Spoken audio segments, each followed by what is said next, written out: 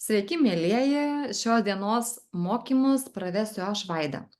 Tema - be finansinės laisvės niekada neturėsi tikros laisvės. Gan kategoriškai skamba ši frazė, bet ji yra teisinga. Ir tai labiausiai suprantama tiems, kurie kada nors gyveno nepritekliuje. Ir papasakosiu savo tokią trumpą istoriją, kas mane būtent atvedė į tą kitą finansinį mąstymą.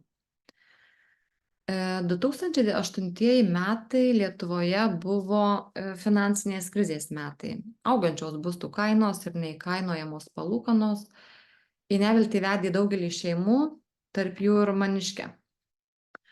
Ir kad išgyventi saugiau šį laikotarpį, su vyru nusprendėme susilaukti antrojo vaikelio. Paplanuoti antrą vaikelį. Mes jį buvom numatę kažkada, bet dabar galvom, gal pats laikas.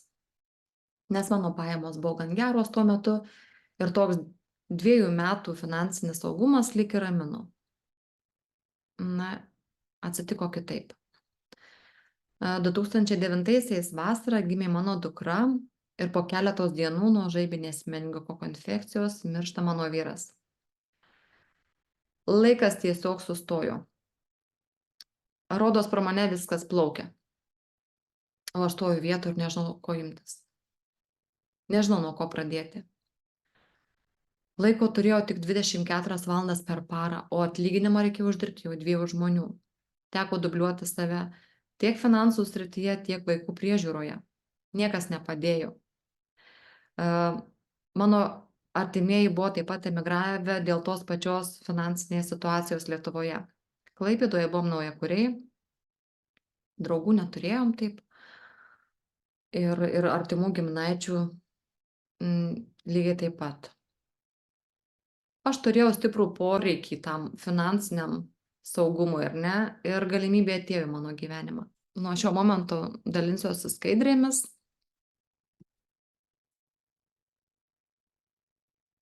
Be finansinės laisvės niekada neturėsi tikros laisvės. Ši citata yra iš knygos, kuri prieš tą 15 metų pateko į mano rankas kaip finansinis išsigelbėjimas su galimybe. Su tuo tokiu mąstymo keitimu. Pinigų srauto kvadrantas rašytojo Robert Kiyosaki atvėrė man akis apie finansus ir kas mūsų laukia už vieno ar kito pasirinkimo dirbti. Ir šiandien pamokoje pereisiu per 4 finansų gavimo galimybės.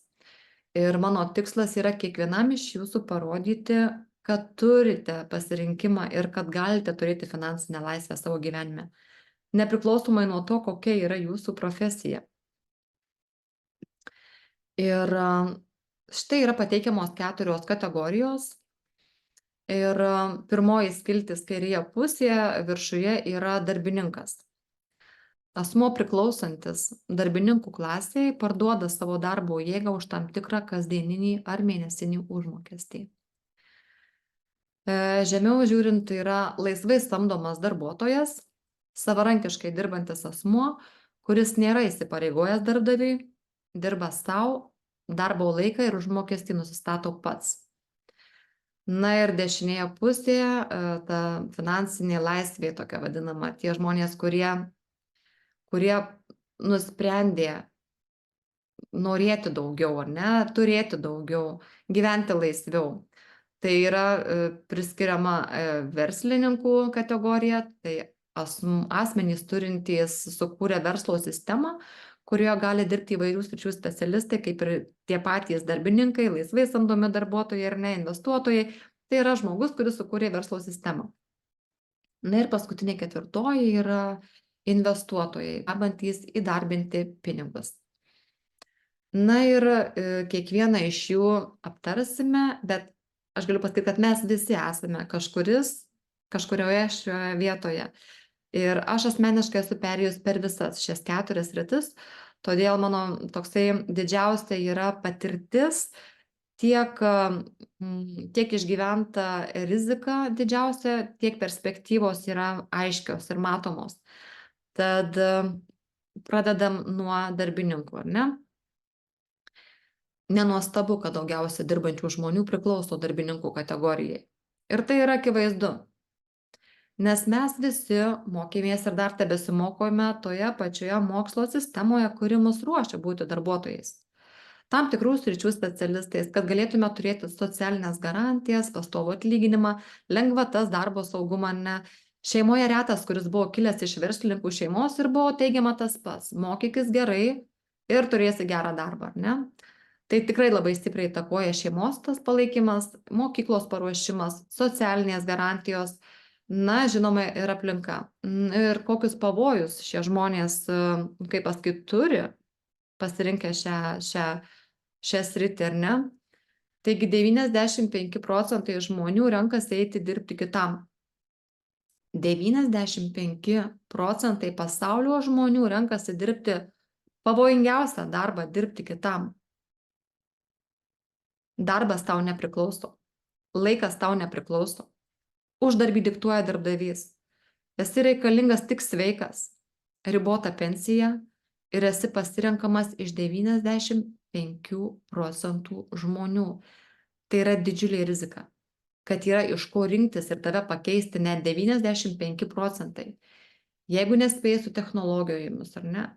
Jeigu turi silpnesnę sveikatą, nesi našus, tu jau esi nebereikalingas.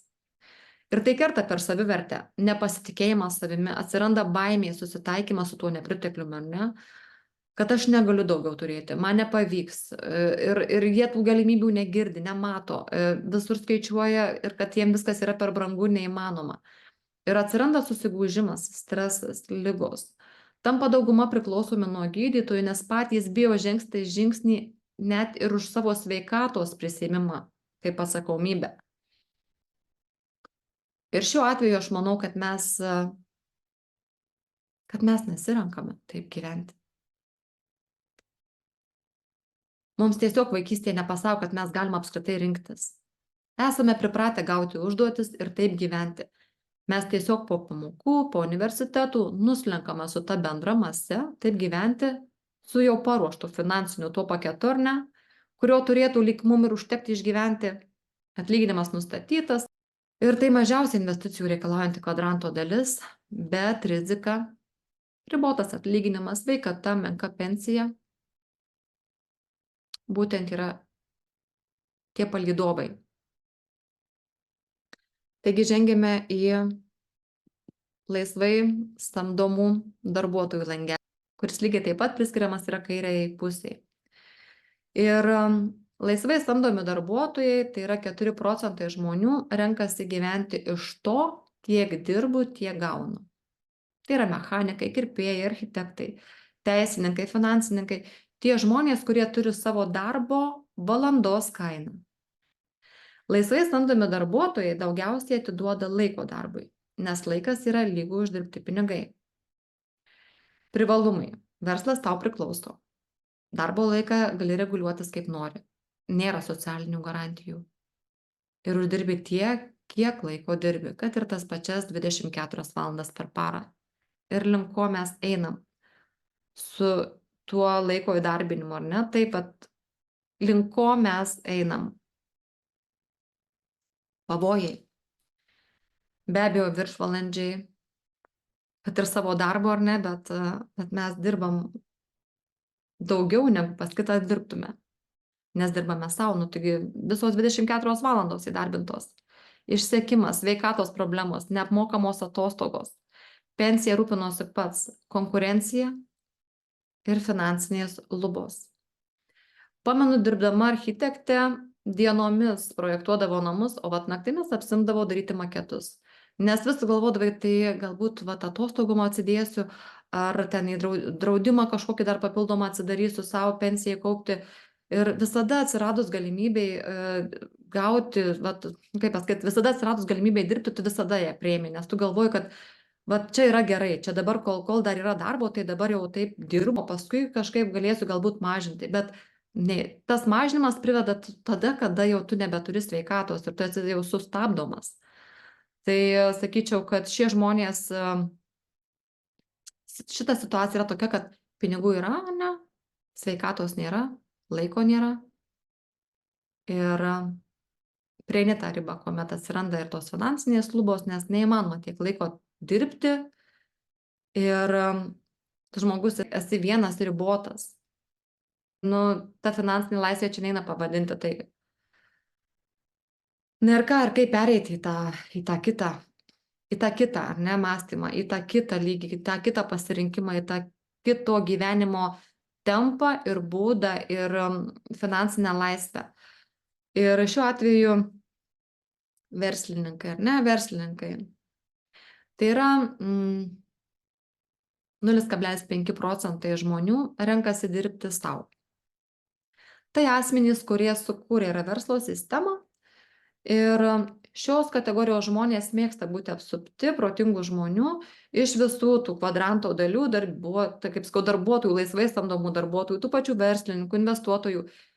Ir priešingai negu mąsto laisvai samdomi darbuotojai, kurie neturi patikėti, kurie negali patikėti darbo kitam ar ne, ir nenori, tai verslininkai tai mėgsta. Jų moto yra, kam daryti pačiam, jeigu galima pasisamdyti tą, kuris padarys tai ir dar gal geriau už tave. Šios kategorijos atstovai turi laiko ir turi pinigų. Jiems nėra būtinybė turėti specialybę, išsilavinimą, jiems tai reikia turėti idėją, turėti didelį norą, turėti laiko savo šeimai ir ne, ieškoti dar daugiau galimybių bendrauti, plėsti savo verslą, pažinti žmonės. Jie turi laiko ir svajoti, ir keliauti, ir mėgautis tiesiog tuo gyvenimu. Ši sistema veikia per dirbančių žmonės. Ir kokiais sunkumai, su kokiais sunkumais susiduria būtent verslininkai. Tai negauta žinių mokykloje. Vadinasi, jie turėjo kažkokiu momentu tikrai daugiau norėti. Ir jų svajonės buvo stipresnės už tų, kurie liko net tuose 95%. Tai jie turėjo save ir motyvuoti, ir įgauti žinių, ir kažkaip galimybę pamatyti.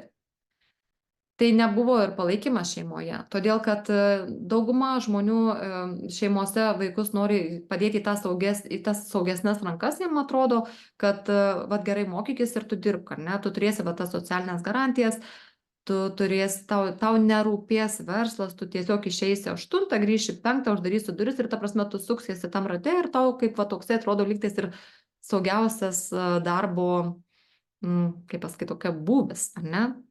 Na ir be abejo yra aplinkinių pavydas. Kasgi nepavydės, kad tu gerai turi, ar ne? Tai ypatingai tie, kurie nieko nedaro, daugiausia patarė, ar ne, kad tau čia nesisteks, kad tu nesijimk, todėl kad jie patys to irgi nedarė. Ta baimė jų kausto ir kitą ir stabdo tą kitą, ar ne? Tai atsiranda pavydas, kad jūs darote, einate ir tikrai retas, kuris palaiko. Tad šiems žmonėms reikalinga yra labai stipriai psichologiškai save palaikyti.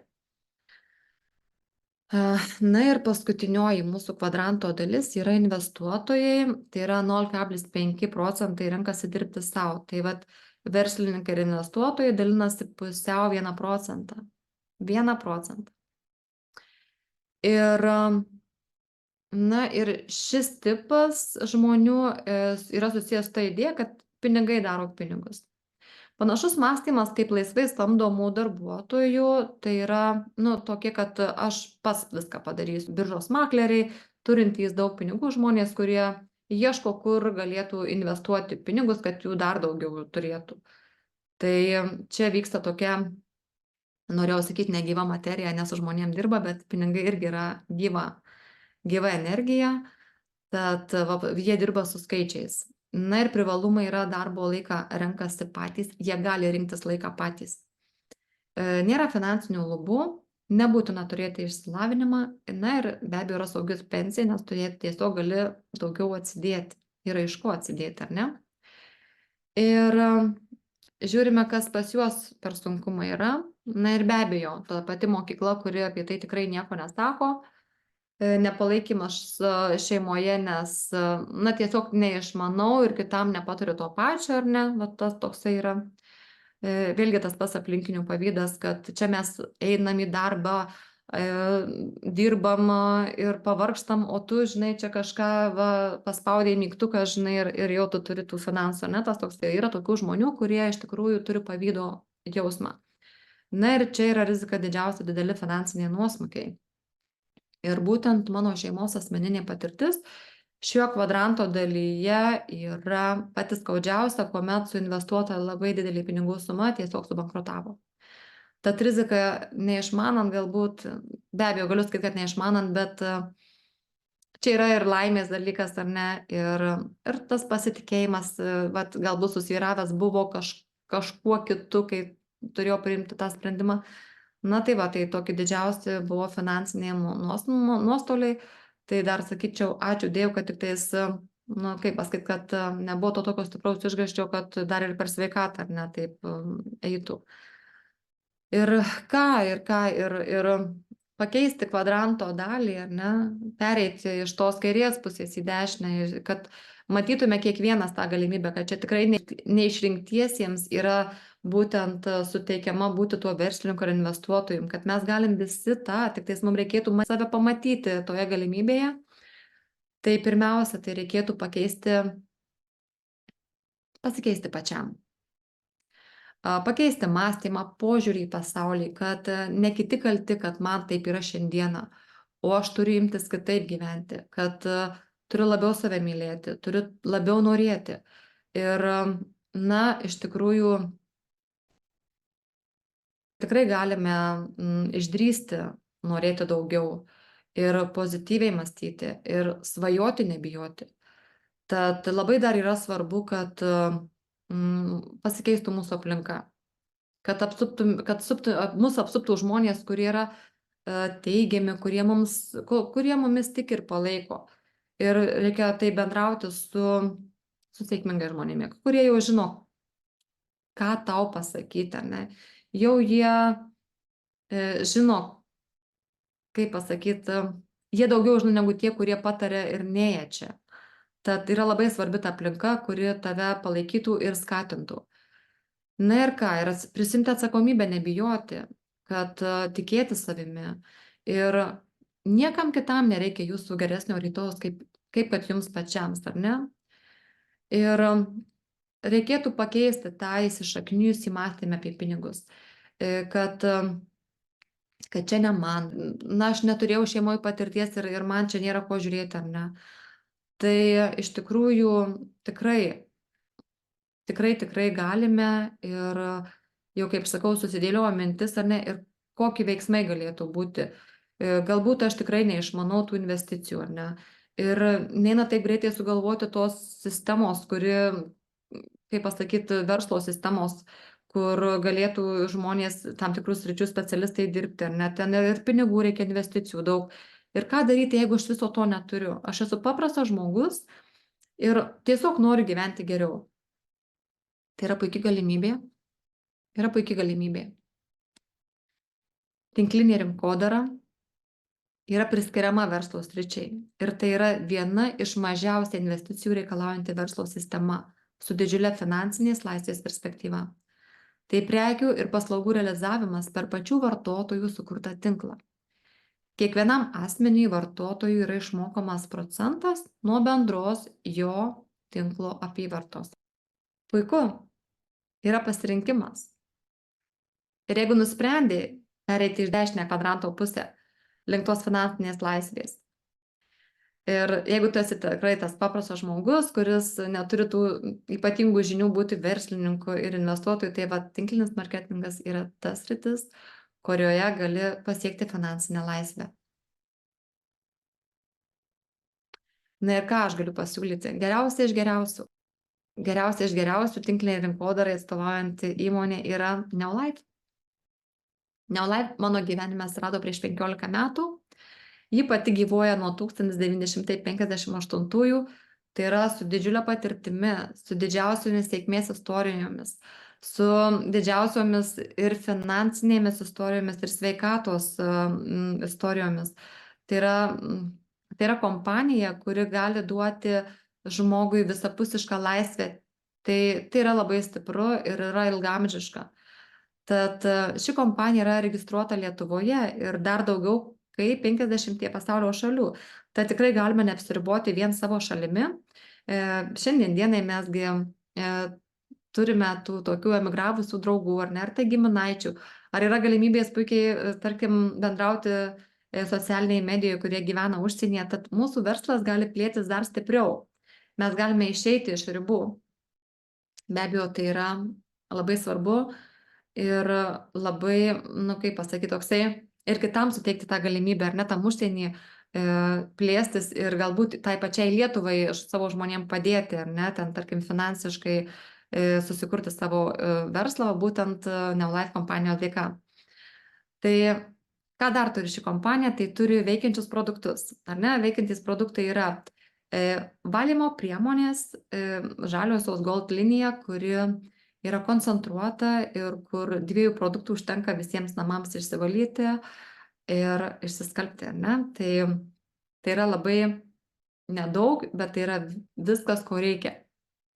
Maisto papildai iš mitybos grandinės, tai yra maistinės medžiagos, tai yra iš uogų, vaisių, daržovių, žuvies ir grūdų maistinės medžiagos, tai yra mums labai lengvai suprantamos, nes tai mes suprantam, kas yra mityba, žinom, ką valgom, ko trūksta, tad pasipildyti ir turėti sveikatą galime. Tai vat ir trečioji kategorija, ką turi iš produktų, yra organiška veido ir kūno priežiūros priemonių linija. Ji yra tikrai nereali, aš esu labai labai patenkinta. Būtent tos linijos dėka irgi taip pat atsigaivinau savo veido odą, galima sakyti, pristabdžiau savo senėjimą, tai yra pastebėjimas ir aplinkinių, ne tik manęs pačios, tai yra unikali, sertifikuota ir tinkanti tiek vyram, tiek moterim, pH yra sureguliuotas, tai labai tokios saugios priemonės. Na ir dar paskutinioji tokia iš produktų, išskirtinai galbūt sakyčiau, yra svorio kontrolė. Amino rūgščių kokteiliai, kurie atstoja maisto davinį ir labai didelis toks yra pagalbininkas sportuojantiems žmonėms, kuomet tu gauni amino rūgščių kokybiškų ir skaidulų, ir subalansuota. Žodžiu, tokia labai yra svorio kontrolė naudingas produktas. Ir dar turi kompanija patį svarbiausią dalyką, tai yra unikali mokslinė parama SAP, kuri garantuoja produktų kokybę. Garantuoja kokybę ir kiekybę, kiek įdėta būtent į tą produktą, ar ne, ten tų maistinių medžiagų, viską jie garantuoja ir mums už tą prekę patiems, kaip pardavėjam, atsakyti nereikia. Greitas aptarnavimas produktų, atlygis išmokamas pinigais, ne produktais, kas irgi yra mums labai svarbu, nes mes be abejo turim ir mokesčius apmokėti, ir rūbą nusipirkti, ir keliones, tai labai džiugu, kad yra atlygis išmokamas tikrai pinigais, o ne produktais. Verslo sistema su buhalterinė apskaita. Čia yra labai svarbu ir iš tikrųjų, kadangi mes su vyru turime ir savo įmonę, tai aš tikrai žinau, kiek kainuoja laiko ir pinigų vesti apskaitą. Tad būtent Neolife kompanija siūlo verslo sistemą jau su buhalterinė apskaita, yra labai labai patogu ir paprasta. Taigi, kas dar yra gero čia, tai yra galimybė verslą perskelti pagal savo gyvenamąjį šalį. Šią galimybę dabar kaip tik naudojuosi ir aš pati. Lietuvoje daug metų kūriau savo organizaciją, bet šiandien dienai nusprendžiau persikelti viską į Švediją. Ir tai yra labai paprasta. Taigi, aš matau, kad aš bet kur norėdama gyventi, ar Ispaniją, ar Ameriką, aš tiesiog tai, ką kuriu kiekvieną dieną, aš su savimi ją galiu persikelti.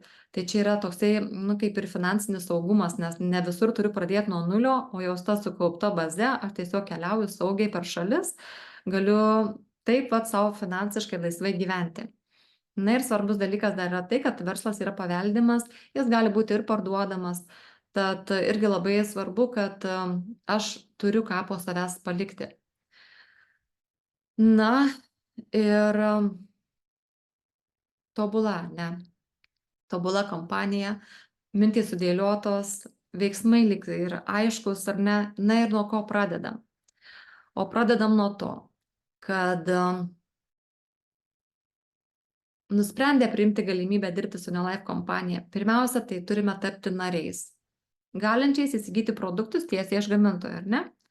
Registruojamės, gauname ID numerį. ID numeris yra labai svarbus, tai yra mūsų vardas ir pavardė, ir tuo numeriu mes galime dalintis su tais, kurie lygiai taip pat nori įsigyti produkto pigiau arba pradėti verslą, ir jiem reikalinga yra turėti prie prie ko jungtis, ar ne, tai vat mes galim pasidalinti to savo ID numeriu, kad jie įvestų tą žmogų, kuris pasiūlė tą galimybę.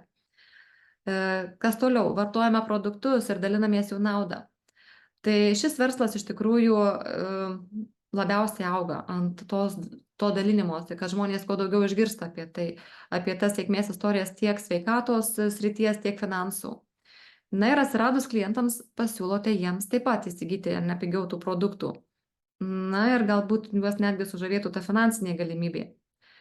Taip, augant organizacijai po jumis, tampate kvalifikuoti direktoriai, vėliau grupių vadovai, prezidentinės komandos nariai.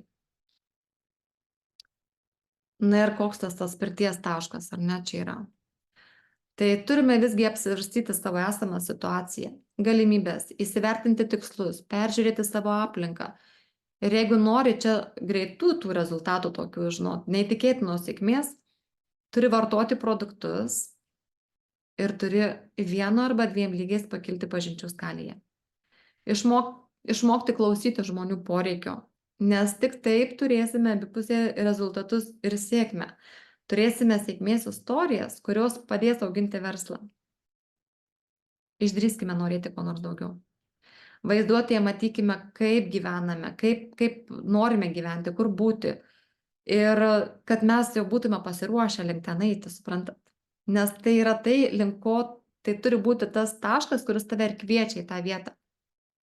Dėkokime už tai, ką turime šiandien dienai, kad gavome šią galimybę ir žengėme žingsnį.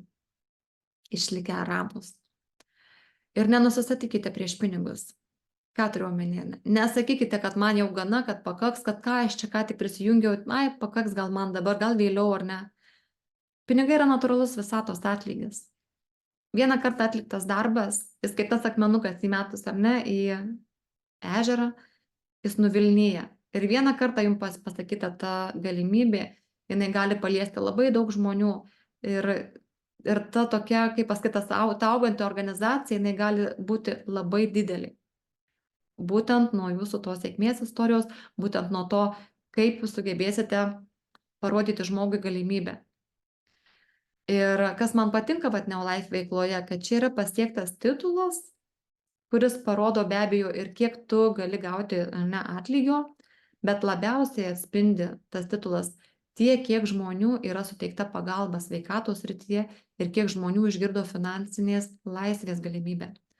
Tai yra didžiausias atlygis, tas dėkingumo jausmas, kad pasirodytų žmonių kelyje.